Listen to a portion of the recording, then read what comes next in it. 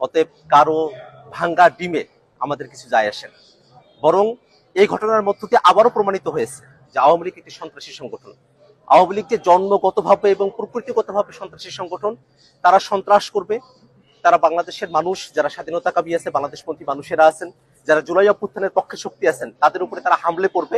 এটাতে আমরা আর অবাক হই না, বরং আমরা মনে করি যে অন্তর্বর্তীকালীন সরকার এই দীর্ঘ সময়ে 1 বছর জুড়ে আওয়ামী লীগকে বিচারের আওতায় নিয়ে আসার যে প্রক্রিয়া সরকারের শুরু করার কথা ছিল, সেটা খুব সামান্য অগ্রসর হয়েছে। আওয়ামী লীগের যেসব সন্ত্রাসীরা বাংলাদেশ থেকে পালিয়ে এসেছে, তারা বিদেশের বিভিন্ন জায়গায় তারা এখনো সন্ত্রাসের শখ করছে।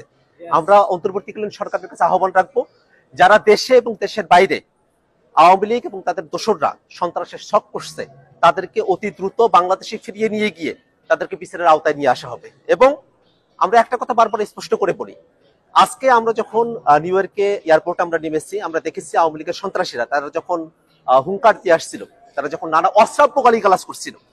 আপনারা জানেন যে আমাদের যুগ্ম সদস্য সচিব তাসিম জারা আপু, তিনি আমাদের সঙ্গে এসেছেন, তাকে উদ্দেশ্য করে নানা ধরনের অশ্রাব্য গালিগালাজ করা হয়েছে, আমাদের উদ্দেশ্য করে অশ্রাব্য গালিগালাজ করা হয়েছে।